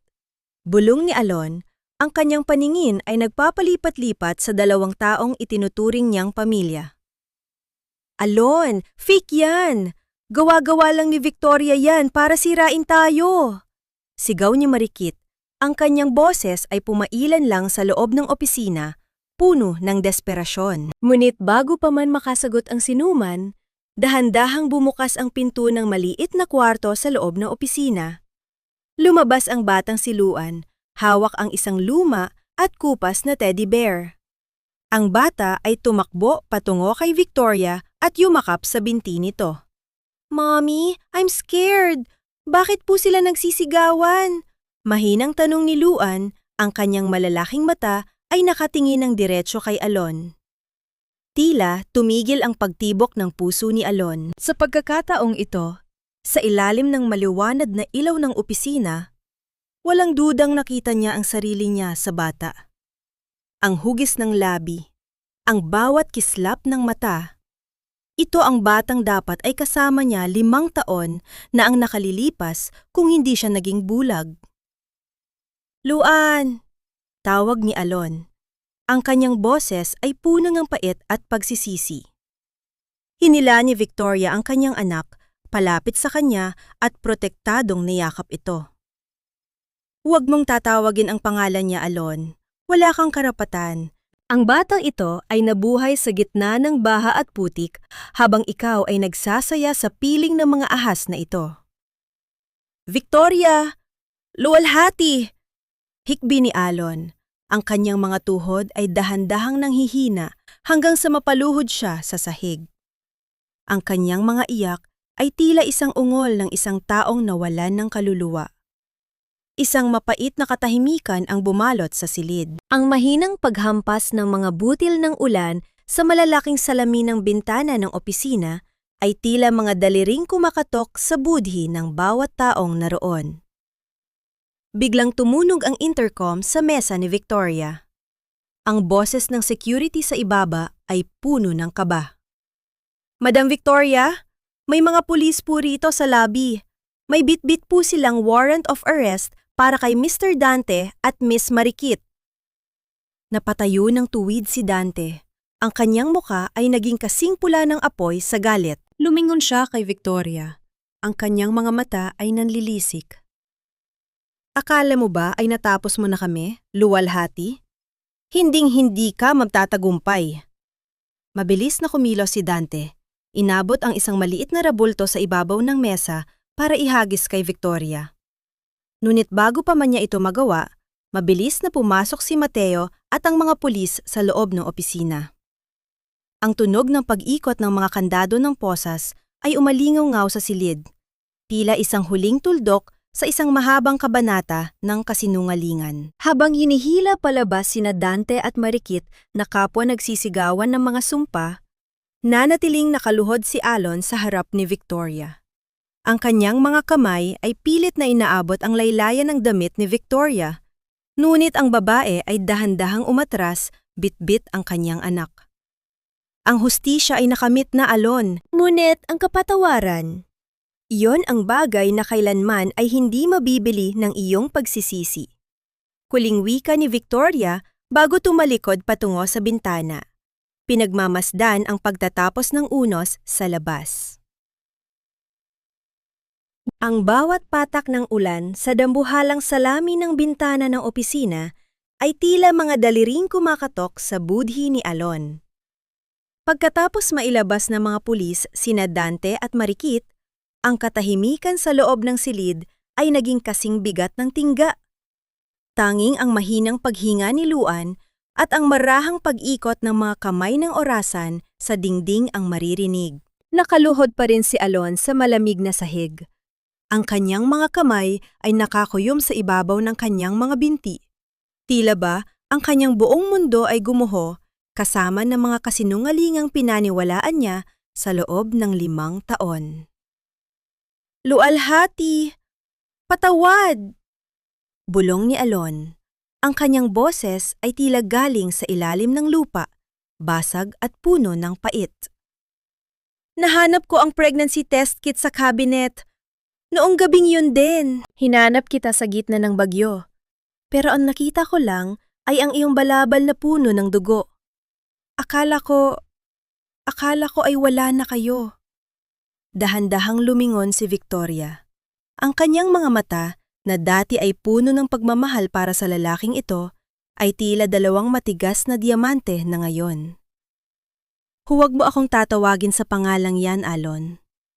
Ang luwalhati na kilala mo ay matagal nang nilamon ng putik at rumaragasang tubig sa ilog. Ang babaeng nasa harap mo ay si Victoria, isang babaeng binuo mula sa sakit, galit, at sa pagnanais na protektahan ang kanyang anak.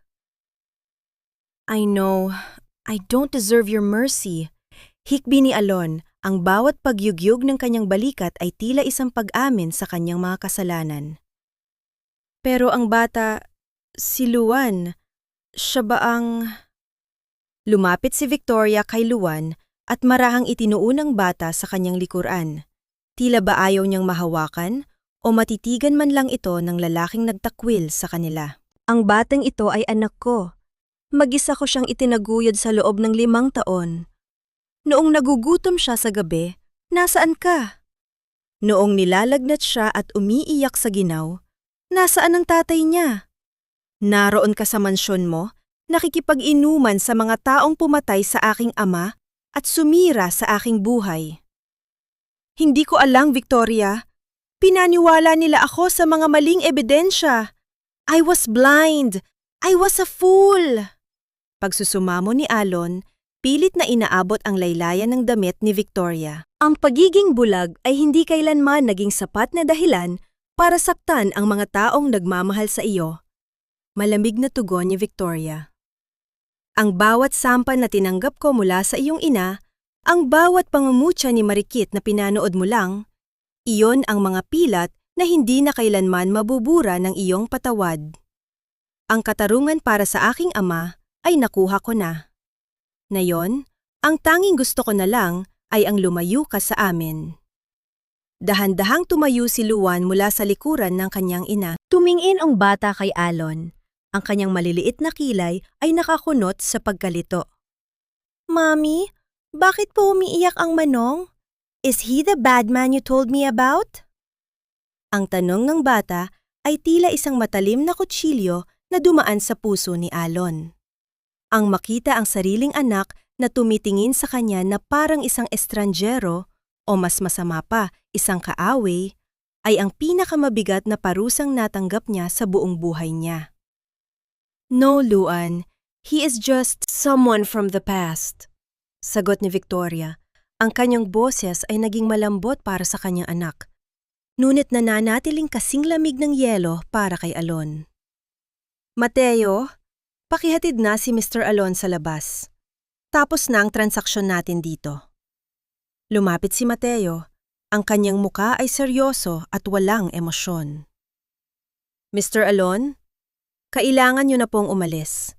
Marami pa pong kailangang asikasuhin si Madam Victoria. Wala nang nagawa si Alon, kundi ang tumayo ng dahan-dahan. Ang kanyang tindig na dati ay puno ng yabang, ay tila naging kuba na ngayon sa bigat ng pagsisisi. Tumingin siya sa huling pagkakataon kay Luan, isang tinging puno ng pananabik at pait bago lumingon kay Victoria. Hindi ako susuko, Victoria, bulong ni Alon. Guguguling ko ang natitirang bahagi ng buhay ko para mapatunayan sa iyo na nagbago na ako. Kahit abutin pa ng habang buhay, hihintayin ko ang araw na mapapatawad mo ako. Huwag mong sayangin ang oras mo, Alon. Huling hirit ni Victoria habang nakatalikod na ito. Ang basag na porselana ay maaari mong pagdikitin, pero ang mga bitak nito ay laging mananatili. Ganon din ang puso ko. Nang tuluyang makaalis si Alon, ang lakas na ipinapakita ni Victoria ay tila dahan-dahang naglaho. Napaupo siya sa kanyang swivel chair.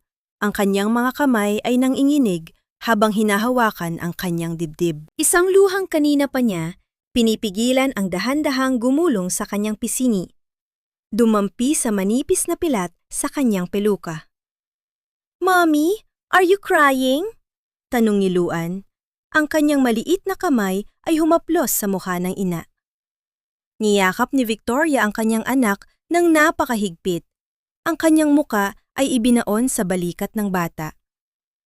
Hindi, Luan. Pagod lang si Mommy. Pero huwag kang mag-alala. Simula ngayon, wala na tayong kailangang itago. Wala na tayong kailangang ikatakot. Sa labas ng gusali, tumayo si Alon sa gitna ng ambon. Hindi inaalintana ang lamig. Pinagmamasdan niya ang mataas na palapag kung nasaan ang opisina ni Victoria. Alam niyang ang pagbawi sa lahat ay hindi magiging madali at ang katarungang legal ay simula pa lamang ng kanyang mahabang paglalakbay patungo sa pagpapatawad. Habang ang mga ilaw ng lungsod ay nagsisimulang magningning sa dilim, isang bagong kabanata ang dahan-dahang gumubukas. Isang kabanata kung saan ang mga lihim ay wala na. Ngunit ang mga sugat ay kailangan pa ring gamutin ng panahon at ng tunay na pagsisisi. Ang bawat lantang talulot ng orkidya sa hardin ng mga alon ay tila isang piping saksi sa pagguho ng isang kaharian. Wala na ang ingay ng mga piging. Wala na ang mapagkunwaring tawanan ni Dante at Marikit. At higit sa lahat, wala na ang matatalas na utos ni Doña Consuelo. Ang mansyon na dati ay punang ang yabang ay tila naging isang malaking libingan ng mga alaala. Sa gitna ng katahimikan, Isang lalaki ang nakaluhod sa lupa. Ang kanyang mga kamay na dati ay puro panulat at dokumento lamang ang hawak, ay ngayon ay puno ng dumi at putik. Si Alon. Sa loob ng ilang buwan, matapos ang pagkakabulgar ng katotohanan, hindi siya tumigil sa pag-aalaga sa harden na dati ay tanging si luwalhati lamang ang nagmamahal. Pinupunasan niya ang bawat dahon, dinidiligan ang bawat ugat at kinakausap ang mga bulaklak na tila ba sa pamamagitan nito ay maririnig siya ng babaeng kanyang sinaktan. Ang kanyang ina, si Doña Consuelo, ay dahan-dahan nang nanghihina sa loob ng silid, iniwan ng lahat ng kanyang mga kaibigan sa alta lipunan matapos madungisan ang kanilang pangalan. Ang hiya na dati ay kinatatakutan nito ay ngayon ay naging isang permanenteng anino sa kanyang buhay. Alon, anak. Tama na yan. Pumasok ka na sa loob. Mahinang tawag ni Doña Consuelo mula sa beranda. Ang kanyang boses ay wala na ang dating bagsik. Hindi pa po ako tapos, ma. Kailangan kong buhayin ang mga ito. Dahil ito na lang ang tanging natitira sa kanya rito. Sagot ni Alon, hindi man lamang lumilingon. Ang kanyang mukha ay mas pumayat at ang kanyang mga mata ay laging may bakas ng puyat at pagsisisi. Samantala, sa opisina ng Isabella Holdings, nakatayo si Victoria sa harap ng malaking bintana. Ang kanyang imperyo ay patuloy na lumalaki, ngunit ang bawat tagumpay ay tila may kasamang kakaibang guwang sa kanyang dibdib. Sa tuwing tinitingnan niya ang kanyang anak na si Luan na masayang naglalaro, hindi niya maiwasang maisip ang mukha ni Alon noong huli silang magkita. Ang galit ay naroon pa rin. Ngunit tila dahan-dahan na itong napapalitan ng isang pagod sa pagdadala ng bigat ng nakaraan. Isang marahang kumatok sa pinto ang bumasag sa kanyang pag-iisip. Pumasok si Mateo. Bit-bit ang isang maliit na kahon na nakabalot sa simpleng papel. Pinabibigay ni Alon. Ayaw niyang pumasok, kaya iniwan niya lang sa lobby. Wika ni Mateo. Ang kanyang boses ay may bahid ng pagdududa. Dahan-dahang binuksan ni Victoria ang kahon. Sa loob nito ay isang maliit na paso ng puting orkidya, isang uri na matagal nang hindi namumukadkad sa harden ng mga alon. Kasama nito ang isang maikling sulat. Lumalaban silang muli tulad mo, sana ay bigyan mo sila ng pagkakataong mabuhay sa piling mo. Patawad. Isang hapdi ang gumuhit sa puso ni Victoria. Ibinalik niya ang takip ng kahon at huminga ng malalim. Mateo, ihanda mo ang sasakyan. Pupunta tayo sa ospital. Ospital? May problema ba, Victoria? Tanong ni Mateo. Hindi sa akin, kay Luan. Kaninang umaga pa siya matamlay at may mataas na lagnat. Hindi ko na gustong maghintay pa. Sagot ni Victoria. Ang kanyang boses ay puno ng kaba ng isang ina. Sa loob ng ospital, ang puting paligid at ang amoy ng gamot ay tila nagpabalik sa takot ni Victoria noong gabing iligtas siya ni Senyora Isabela. Nakahiga si Luan sa kama, maputla at hirap sa paghinga. Ang mga doktor ay mabilis na kumikilos, ngunit ang bawat tunog ng makina sa loob ng silid ay tila isang babala para kay Victoria. Madam Victoria, kailangan po ng bata ng blood transfusion. Rare ang blood type niya. At kasama ang palad ay wala kaming sapat na stock sa ngayon, paliwanag ng doktor. Tila gumuho ang mundo ni Victoria. Kunin niyo ang sa akin. Ano mang halaga, gagawin ko. Sinubukan na po namin, ngunit hindi tugma ang sa inyo. Kailangan namin ng kadugo, ang ama ng bata kung maaari. Dagdag ng doktor. Napatitig si Victoria sa kawalan. Ang tadhana ay tila pinaglalaruan siya. Pagkatapos ng lahat ng kanyang pagtatago, pagkatapos ng lahat ng kanyang galit, ang tanging paraan para maligtas ang kanyang anak ay ang tawagin ang lalaking pilit niyang itinaboy. Nanginginig ang kanyang mga kamay habang dinidiyal ang numero ni Alon. Sa kabilang linya, ang tunog ng pagring ay tila isang walang katapusang paghihintay. Nang sumagot si Alon, ang kanyang boses ay puno ng gulat at pag-asa. Victoria? Ikaw ba yan? Alon, kailangan ka ni Luan. Narito kami sa ospital. Pakiusap, bilisan mo! Hikbi ni Victoria. Ang lahat ng kanyang pagiging matatag ay tuluyang gumuho. Wala pang 30 minuto, bumukas ang pinto ng emergency room. Pumasok si Alon, hingal na hingal, ang kanyang mga damit ay may bakas pa ng putik mula sa hardin. Nang magtagpo ang kanilang mga mata, walang salitang namagitan. Tanging ang matinding takot para sa kanilang anak ang nagbuklod sa kanila sa sandaling iyon. Nandito na ako, Victoria. Hinding-hindi ko hahayaan na may mangyari sa kanya. Pangako! Bulong ni Alon bago siya sumama sa mga nurse patungo sa laboratorio. Naiwang nakatayo si Victoria sa pasilyo, nakasandal sa malamig na dingding. Pinapanood niya ang bawat galaw sa loob ng silid ni Luan. Ang pag-ikot ng mga gulong ng stretcher, ang marahang pagpihit ng mga hawakan ng pinto, at ang mahinang tunog ng pagdulo ng swero sa plastic na hose, lahat ng ito ay tila isang mabagal na sayaw ng buhay at kamatayan. Lumapit si Mateo at inabutan siya ng tubig. Maging matatag ka, Victoria. Maililigtas siya ni Alon. Mateo, akala ko ay kaya ko nang mag-isa. Akala ko ay sapat na ang yaman at kapangyarihan para protektahan ang anak ko.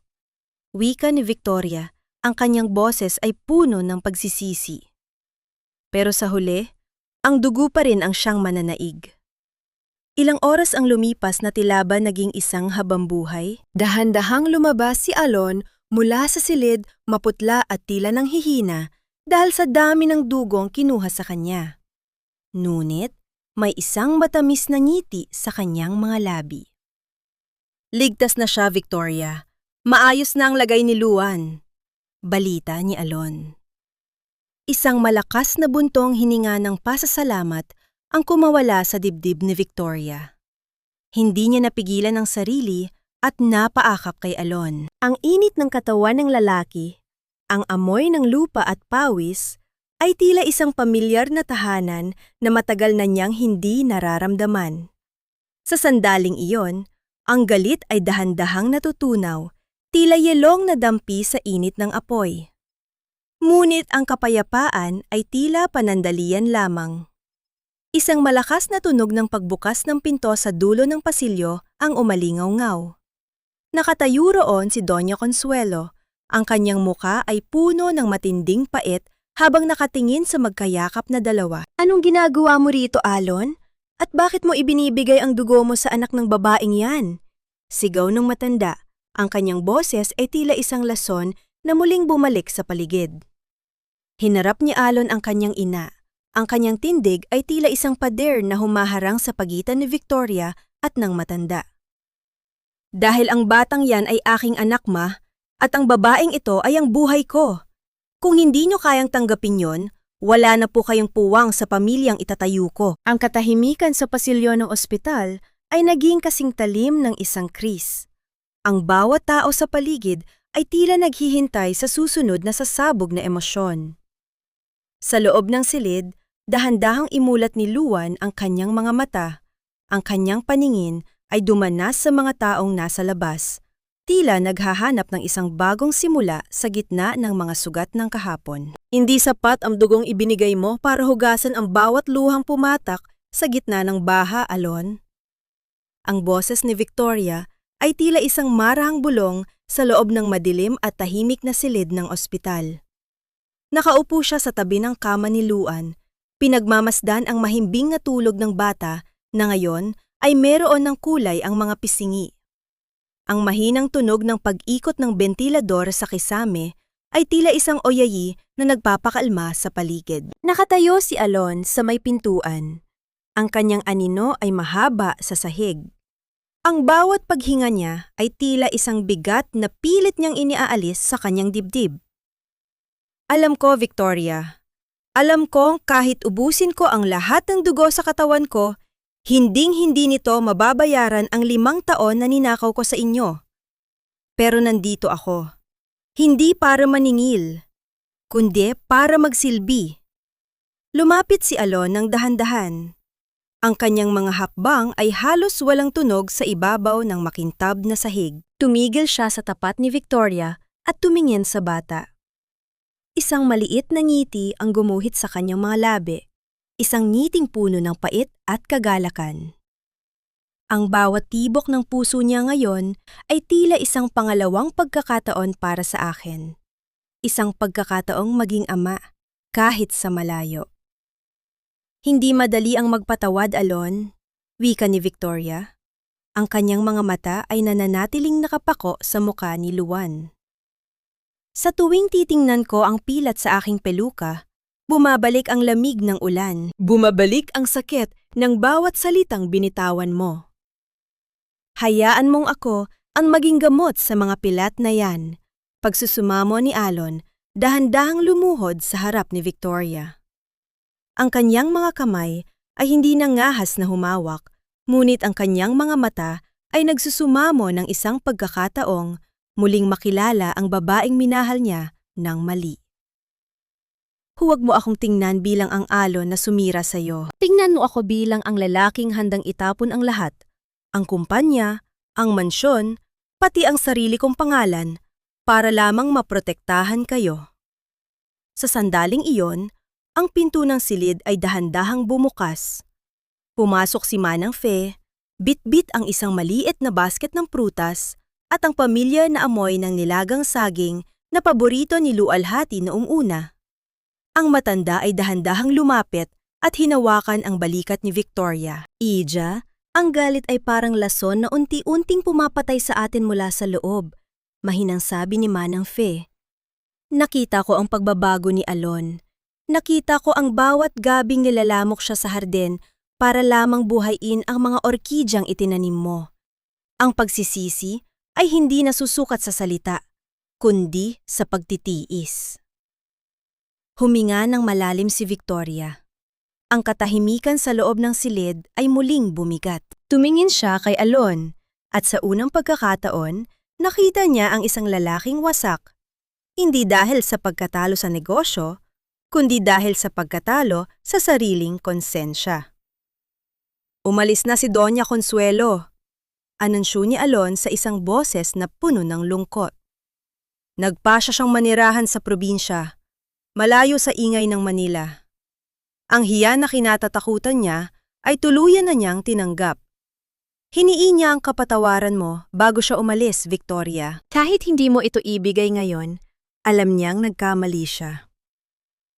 Ang balitang ito ay tila isang malaking pader na gumuho sa puso ni Victoria. Ang huling balakid sa kanyang kapayapaan ay kusa ng lumayo. Lumingon siya kay Luan na noon ay dahan-dahan nang iminumulat ang kanyang mga mata. Mommy, nasaan si Daddy? Mahinang tanong ng bata. Ang kanyang boses ay tila isang munting hiling sa gitna ng kadiliman. Napatingin si Victoria kay Alon. Ang lalaki ay tila tumigil ang paghinga habang naghihintay sa isasagot ni Victoria. Ang bawat segundo ay tila isang habambuhay na paghihintay. Nandito siya, Luan, sagot ni Victoria. Ang kanyang boses ay nanginginig sa emosyon. Nandito si Daddy para bantayan ka. Isang luhang puno ng kagalakan ang dahan-dahang gumulong mula sa mga mata ni Alon. Inabot niya ang maliit na kamay ni Luan at sa unang pagkakataon, ang dalawang mag-ama ay nagkahawak kamay ng walang takot at walang pagdududa. Daddy, bakit po may putik ang kamay niyo? Tanong ni Luan habang tinitingnan ang maruming kuko ni Alon mula sa pagtatrabaho sa hardin. Dahil nagtatanim si Daddy ng mga bulaklak para sa inyo ni Mommy?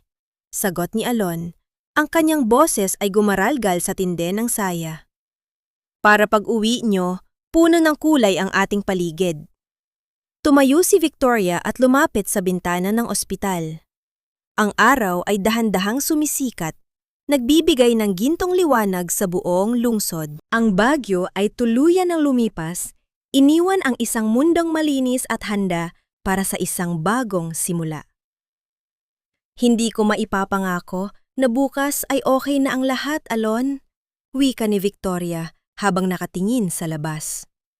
Pero handa akong sumubok para kay Luan at marahil para na rin sa sarili ko. Lumapit si Alon sa likuran ni Victoria. Pinanatili ang isang kagalang-galang na distansya. Sapat na yon sa akin, Victoria. Ang pagkakataong makasama kayo, ang pagkakataong bumawi, iyon ang aking katarungan. Isang mahinang tunog ng pag-iyak ng isang sanggol mula sa kabilang silid ang narinig. Tila isang paalala na ang buhay ay laging may paraan para magsimulang muli. Ang bawat sugat ng kahapon ay dahan-dahan nang naghihilom, hindi dahil nawala ang sakit, kundi dahil napalitan ito ng isang mas malalim na pag-unawa sa halaga ng pamilya at pagpapatawad. Ang huling sinag ng araw sa dalampasigan ng Batangas ay tila isang dambuhalang painting ng kulay kahel at lila. Nagbibigay ng mainit na liwanag sa puting buhangin at sa malawak na asul na karagatan. Ang marahang paghampas ng mga alon sa pampang ay tila isang musikang nagpapatulog sa mga mapapait na alaala ng nakaraang bagyo. Sa gitna ng kapayapaang ito, nakatayo ang isang maliit at puting bahay na pinalilibutan ng mga naglalakihang puno ng niyog at mga pasong puno ng namumukadkad na puting orkidiya. "Mommy! Daddy! Look! The sandcastle is finished!" Ang masayang sigaw ni Luan ay pumailan lang sa hangin, kasabay ng tunog ng kanyang maliliit na hakbang habang tumatakbo patungo sa kanyang mga magulang. Dahan-dahang lumingon si Victoria. Ang kanyang buhok ay malayang inililipad ng simoy ng dagat. Wala na ang itim na suit at ang matalas na tingin na isang chairman. Suot niya ang isang simpleng puting bestida na tila sumasalamin sa kanyang bagong nahanap na katahimikan. Ang pilak sa kanyang peluka ay naroon pa rin, ngunit hindi na ito isang tanda ng sakit, kundi isang dekorasyon ng kanyang katatagan. "Ang ganda ng gawa mo, Luan. Parang isang totoong palasyo," wika ni Victoria habang hinahaplos ang pawisang noo ng kanyang anak. Lumapit si Alon, bitbit ang isang tray ng sariwang buko juice. Ang kanyang balat ay mas naging kayumanggi dahil sa pagtatrabaho sa kanilang maliit na farm at garden. Ang kanyang mga mata na dati ay puno ng dilim at pagduda ay ngayon ay nagdiningning sa bawat sulyap niya sa kanyang pamilya. Inilapag niya ang tray sa mesa at marahang inakbayan si Victoria. "Isang palasyo para sa aking reyna at sa munting prinsipe," bulong ni Alon. Ang kanyang boses ay puno ng pagsinta at katapatan. 1 taon na ang lumipas, simula nang mangyari ang lahat. Si Dante at Marikit ay nahatulan na ng habambuhay na pagkabilanggo para sa kanilang mga krimen at ang katarungang ipinaglaban ni Victoria para sa kanyang ama ay tuluyan ng nakamit. Si Doña Consuelo ay nananatili sa kanilang probinsya, payapa at malayo sa ingay. Madalas magpadala ng mga liham ng pag-ibig at pagsisisi para kay Luan. Ngunit para kay Victoria, ang tunay na tagumpay ay hindi ang pagkatalo ng kanyang mga kaaway, kundi ang paghilom ng kanyang sariling puso. "Alon, naalala mo ba noong sinabi ko sa iyo na ang basag na porselana ay hindi na maibabalik sa dati?" Tanong ni Victoria habang nakatingin sa malayo kung saan ang langit at dagat ay nagtatagpo. Tumango si Alon, hinigpitan ang kanyang yakap. "Naalala ko, at araw-araw kong pinapatunayan sa iyo na kahit may mga bitak, maaari pa rin maging maganda ang isang bagay dahil sa mga alaala ng pagbuo rito." "Naniniwala na ako sa iyo ngayon," mahinang sagot ni Victoria. Iniharap niya ang kanyang mukha kay Alon at dahan-dahang idinampi ang kanyang noo sa noo ng lalaki. Ang kanilang mga hininga ay naghahalo, tila isang panata ng katapatan na hindi na nangangailangan ng maraming salita. "Salamat dahil hindi ka sumuko sa amin. Salamat dahil tinuruan mo akong magmahal muli sa kabila ng lahat ng takot." "Hinding-hindi na ako muling bibitiw, Victoria. Ikaw ang aking lualhati, ang aking kapayapaan pagkatapos ng bawat unos," sagot ni Alon bago marahang halikan ang noo ni Victoria. Ang marahang tunog ng pagtawa ni Luan habang hinahabol ang maliliit na alimango sa buhangin ang naging background ng kanilang sandali. Ang gabi ay dahan-dahang lumalalim, ngunit sa pagkakataong ito, wala nang dilim na kinatatakutan. Ang mga bituin sa langit ay tila mga piping saksi sa muling pagkabuo ng isang pamilyang sinubok ng tadhana, ngunit pinatibay ng pagpapatawad. Ang katarungan ay nakamit na, ang mga lihim ay nabunyag na, at ang bawat sugat ay dahan-dahan nang nagiging pilat na lamang ng nakaraan. Sa dalampasigang iyon, kung saan ang dagat, alon, ay marahang humahalik sa pampang, luwalhati, natagpuan nila ang isang pag-ibig na hindi na muling matatangay ng anumang alon ng dusa. Ang kanilang kwento ay hindi nagtatapos sa paghihigante, kundi sa isang mas malalim na katotohanan, na ang tunay na kalayaan ay matatagpuan lamang sa bisig ng mga taong handang magbago para sa atin. Sa huli, ang bawat alon ay laging humahanap ng kanyang pampang, at ang bawat pusong wasak ay may pagkakataong muling mabuo sa ilalim ng liwanag ng katotohanan at pag-ibig. Mga mahal naming tagapakinig, mula sa kailaliman ng aking puso, maraming salamat sa inyong pananatili at pagsama sa paglalakbay ni Lualhati at Alon hanggang sa huling sandali ng kanilang kwento.